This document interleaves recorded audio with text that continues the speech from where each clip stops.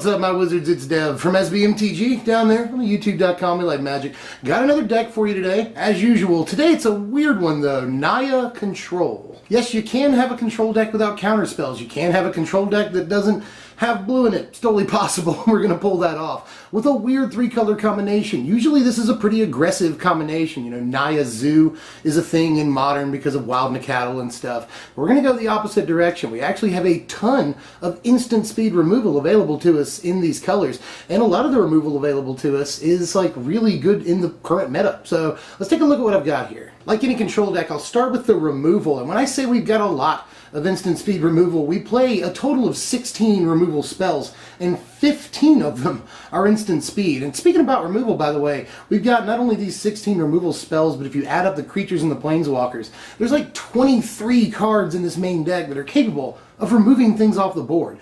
That's a lot of removal. That's a control deck. To start off, 3 copies of Galvanic Bombardment, 4 copies of Harness Lightning, and 2 copies of Immolating Glare. These are all fantastic instant speed removal pieces that we see in a lot of decks nowadays. Immolating Glare sort of catching up to Harness Lightning, which is a piece you see all the time, not only in the aggro decks, but also in the control decks. Harness Lightning and Glare, by the way, are just fantastic at taking out vehicles, which is very important to have that option, especially on turn 2 against Smuggler's Copter at instant speed. So yes, obviously to Harness Lightning and Immolating Glare, and Harness Lightning works with the Aether Hub that we're playing in the land base. That's important to note.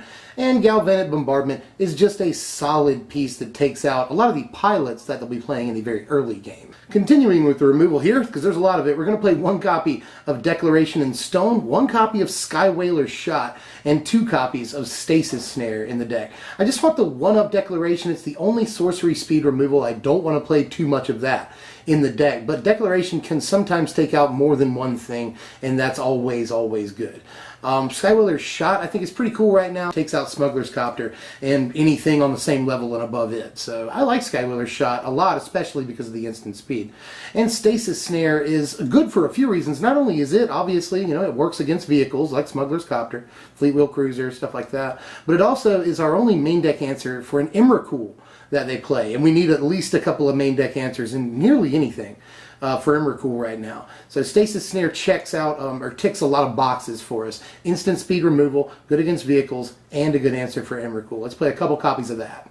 And to finish off the removal spells, just 3 copies of Kozilek's Return. We are playing Worldbreaker and a copy of Emrakul in the deck, so it's entirely possible that a little bit later on in the game we'll be able to recast the Return out of our graveyard and wipe pretty much the entire board except for like Torrential Gearhulk. On the opposite side. So Kozilek's Return, good also in the early game, not only the late game, but good in the early game because it's going to take out most of the pilots that people are playing. You know, Toolcraft Exemplar, Thraven Inspector to be exact. Just very good against those two. And it's instant speed. I mean, Kozilek's Return is fine against a lot of decks, even if you never, you know, recast it out of your graveyard. I like Return right now. Let's talk about Planeswalkers, which are an important element for a lot of control decks. Didn't see too much of it at the Pro Tour because those decks rely mostly on Torrential Gearhulk. They're going to play almost nothing but exclusively instants, you know. But in this deck, we can play like a little more traditional control deck, or at least a more traditional over the past couple of years, you know, a modern control deck, and play some Planeswalkers. So let's do that. We're going to play 2 copies of Chandra, Torch of Defiance, 2 copies of Nahiri, the Harbinger, 2 copies of Nissa, Vital Force, and 1 copy of Chandra, Flamecaller here. Now, I know that's 2 Chandras, but people were doing that with Nissas a couple of seasons ago, so we'll be okay. Don't worry about it too much. You know, it's not like we're playing 4 of each of them.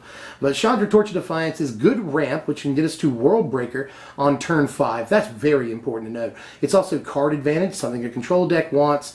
It's creature removal. Like, its ultimate can win the game. Like, Chandra's pretty good in this deck at least. Nahiri, fantastic right now. Really like Nahiri. She's also, not necessarily card advantage, but card selection. You know, control decks want that. But also she takes out tapped artifacts and creatures, a lot of artifacts nowadays, and can take out things like Copter or Fleet Rail Cruiser after they swung and it's your turn, but they're no longer creatures. That's really cool. Also enchantments like other stasis snares she can take out, and her ultimate is very good, allows us to play that one copy of Emrakul really profitably. So I really like Nahiri right now. Nissa, Vital Force, I like in this deck. She's sort of not as played as a lot of people would have wanted her to be, but I think this is a good shell for her. You know, we've got 9 creatures and 7 planeswalkers, so her second ability is really, really important as far as longevity. You know, if other control decks manage to control our board, kill our creatures, kill our planeswalkers, then Vital Force, once resolved, is a good way to get a couple of things back. That's basically card advantage. And if you can get the ultimate off, that is supreme card advantage and very good against other control decks. You know, winning the card advantage war is one of the best ways to beat other control decks. Not to mention, especially against, again, other control decks, that first ability where she makes a land a 5/5, super good, cuts their, you know, that's a 4-turn clock for a control deck. So Nissa does a lot of good things right now as far as I'm concerned. And then Chandra Flamecaller can wipe the board. She's card advantage as well a lot of the time. You know, so again, why aren't we playing this more often? This is a super popular card. Just a few months ago, and in the wake of Kaladesh, she's sort of fallen by the wayside, but she's still a good card. You know, wiping the board is good always. And then she can win the game by herself too with her first ability, so definitely at least the one copy of Flamecaller. And note before I move on that all these planeswalkers have controlling aspects to them. You know, they remove creatures, they draw cards, so this is a good planeswalker suite for a control deck, just none of them happen to be blue. Moving on to the creatures here, we are playing 9 of them, but it's still not quite a mid-range deck. A lot of our creatures are going to be much higher up on the curve. And we play like a control deck still, you know, turns 1, 2, 3, and even 4. We're going to be doing stuff that controls the board, and then turn 5 or 6, we will turn the corner and start establishing our own sort of offense here. And that's what a lot of our creatures do, but not necessarily Sylvan Advocate, which I do want to play a 3 of. This is good shields on turn 2, you know, a 2-mana, or yeah, 2-mana, 2/3. Not bad at all as far as curve goes. And later on in the game, this becomes a big creature and makes your Needle Spires really, really dangerous too. It's action on turn 2 against, you know, control decks that we, you know, all of our removals dead against game 1. This is very good on turn 2, sort of start applying pressure. So I do like Advocate still. It's sort of fallen in price over the last couple of months since Galactic Company left the format, but I do still think this is a very above curve card that just gets better as the game goes on. So 3 copies. I'm going to play 1 copy of Ishkana Graph Widow in the deck. We are playing a very light Delirium theme. All 7 card types are in the deck to some level or another. You know, we've got Evolving Wilds in the deck, a land that we can very easily get into the graveyard. So it's not too hard to hit Delirium, and even if you don't hit Delirium and you just hardcast her and she doesn't give you the 3 spiders, that sucks, but she still fights pretty well against both Smuggler's Copter and Avacyn, which are both important cards that a lot of decks play right now. So I do like Ishkana, even if we don't get the Delirium, but it's not like you'll never get it. Again, we're playing every single card type in the deck, and those 3 spiders are pretty awesome to get. We're playing 2 copies of Combustible Gear Hulk in the deck, and yeah, this is a control deck that doesn't play Avacyn. You may have noticed I skipped over her. On the curve there. It does play Avacyn in the sideboard, but I don't play it in the main deck here. I actually played Combustible Gear Hulk instead, and one of the main reasons I did that is because we're playing Ishkana main deck, and I want an artifact for the graveyard, and Combustible Gear Hulk fills that role. And pretty darn well, because if we hardcast it, one of 2 things is going to happen. They'll either take a lot of damage a lot of the time, because a lot of our cards, if you haven't already noticed, cost a good bit of mana. But if that doesn't happen, we'll draw 3, and on turn 6, that is exactly what Control wants to do. You know, a huge body on the battlefield and a 3-card refill, that is ridiculous. So even if they manage to kill the Gear Hulk, yeah, it's an artifact in the graveyard, so we don't care that much. And, you know, we can just get it back with Nissa Vital Force and do it all over again. So a lot of reasons to play Combustible Gear Hulk. This will win you some games. 2 copies of World Breaker in the deck, and yeah, I'm totally going to play World Breaker, another card that has sort of sharply declined in price since people aren't playing Ramp anymore. We lost some Ramp pieces upon the rotation, but I still think World Breaker is pretty darn good. Bust up artifacts artifacts. We are in a format where that matters greatly. Bust up lands, which is actually a lot better than it ever looked. You know, that's always been really relevant, the ability to bust up lands, but nobody really talks about it. And the fact that this is resilient, if they manage to kill it, you can just get it right back and then bust, you know, something else. So I think Worldbreaker is really good right now in a format full of artifacts that we want to destroy really, really badly. And to finish the creatures, just one copy of Emrakul, the Promised End. She's awesome. You know, you can get her with a Nahiri. It's Nahiri Ultimates. We're playing, again, all 7 card types in the deck, which will eventually drive Emrakul's price down to like 7 mana, which is definitely playable in this long game sort of deck. So Emrakul, yeah, why not? She also, just like Worldbreaker, will set off Kozilek's Return, another reason to play her, you know.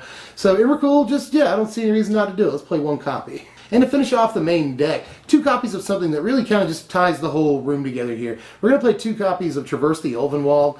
And, you know, again, light Delirium theme, but even if you don't have Delirium, this will help you fix your mana sometimes. But usually you do want to hold it until you have Delirium and go fish out whatever creature you need at the time. It allows us to play, you know, 1 copy of Ishkana, 2 copies of Worldbreaker, 1 Emrakul, a little bit more comfortably.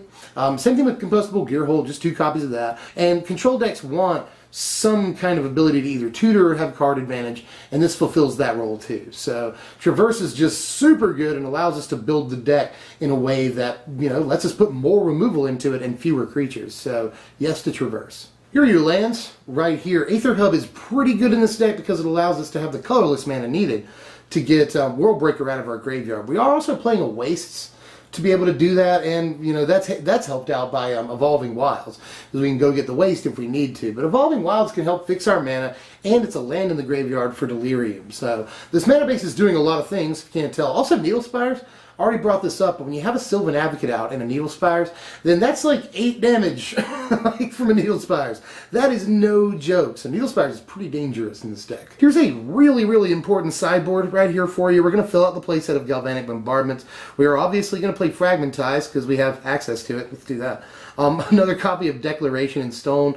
And then you see the 2 Quarantine Field there. That is our only and best defense against Planeswalkers in this deck, which you don't see a whole lot of in this standard. But I do want to have some sort of option against them. It's also good against creatures too, so there's that. Tireless Tracker was a huge decision. Does it go in the main or not? I don't like it against any of the aggro decks in the format right now, and there's a lot of them. But it is a little bit better against Control if you can protect it. So I'm going to put 2 Tireless Tracker in the 75, but I don't think it goes in the main, even if it is really, really good with Evolving Wilds. It doesn't quite go. Same thing with Fumigate. I think Kozilek's Return is enough for a lot of these really low-to-the-ground aggro decks in the format right now. But if we do run into any of those, or especially the tokens-based one, the red-white tokens, Fumigate can be very good against those. We'll board it in. Archangel Avacyn, if we want to play even more like a control deck, we can board this in. And there's a couple of creatures on the sideboard making Archangel Avacyn a little bit more viable, you know. So I do like Avi, but I don't know that I want to put her in the main. That was also a very hard decision, but I do want her to be in the 75 somewhere. Linvala was an easy decision. I definitely want her in the sideboard. And then Gideon was in the main deck, but I actually switched him with the 2 of Immolating Glare in the main here. Immolating Glare was in the side, but I wanted more instant speed protection against things like Smuggler's Copter. And Gideon just wasn't as good against everything, but he can come in against things like, I really like him against Control when he sticks. So, you know, the sideboard here, very, very important, and smart sideboarding is necessary when you're playing this deck. But we do have a lot of tools against pretty much every deck in the format. And here are your power rankings right here. A final score of 70 points, which is about as high as it gets. Now the power, or at least, you know, I think 71 is the record for the channel at least. 70 is a very, very high score. Because we tick a lot of boxes. Again, you know, we have pretty good defense. We're just not terrible in any category except for maybe speed or overall offense. We do kind of poorly there. But everything else we do well in, you know. Very, very powerful cards in the deck. Just a who's who of standard cards right now. We've got some synergy with Delirium in there. You know, Nahiri and Emrakul's in there, that's synergy. There's a couple other synergies in there. But, you know, other than that, just our defense is incredibly high, and we've got a good chance of winning both pre- and post-sideboards. The only thing I wish was a little bit better was the consistency of the deck. You see that we have only like 1/4 of, and it's Tarnished Lightning. Everything else is a 1, 2, or sometimes 3 of. And that can hurt our consistency a little bit, but we've got Traverse the Ulvenwald in there. Some of our Planeswalkers draw cards, Combustible Gearhold draws cards. So we have a way of drawing into more of these 1 and 2 ofs in the deck. So I've tried to make it a little bit more consistent, but 8 is about as high as I could push it. Overall, this is a very expensive deck. You pay for that $70. It's about $250 for the main deck, and after boards, because of the stupid Gideons and Avacons, it's like $370 for the total package here. Now, I don't know that you absolutely need the Archangel Avacons in the sideboard. It's a very, very good card right now. Don't get me wrong. I don't know if that's bad advice or not. You could probably find some sort of replacement, but I wouldn't replace the Gideons. I think it's a very important card in the format right now, and could also, by the way, be in the main deck. So there's that. But $370 is still not as much as these standard decks cost last season that had 4 baby Jaces and a bunch of fetch lands and stuff in them. So you got that going for you. Hey Ziggy, what you doing, buddy? You're like never around anymore, at least on film. I do think that this is a good answer for the metagame right now. It's decent against other control decks. It's got a lot of tools against those, and it's good against aggro because we're playing like 23 main deck removal pieces. You know, we turn the corner very well against aggro too.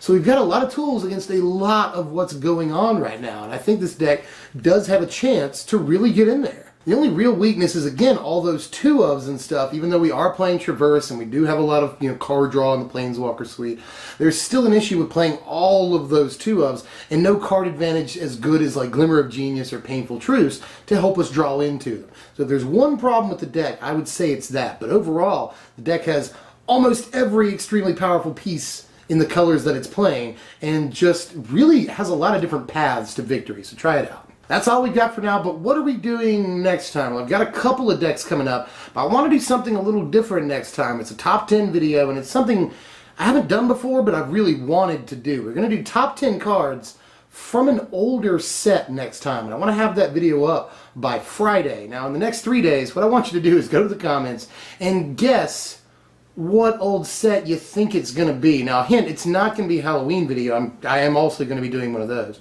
But this isn't a Halloween video. It's just one of my favorite sets of all time. And with the Commander set coming up, spoilers are just coming out for that. I want to just, kind of take time out and do top 10 cards from an old school set because I've always wanted to. There's a few different sets I want to do, but I've already got one of them completely written up, ready to record, ready to go. So take a guess at what you think that set might be in the comments section, and by Friday you'll know. If you like this content, make sure to like the content. Just hit the thumbs up button, no brainer. Sub if you're new, and if you want to see the top 10 videos and all the decks coming up, really important that you do that because you'll get a little notification. But anyway, that's the end of the YouTube pitch. I will see you guys later. I'm Deb from SBMTG. Thanks for watching, my wizards.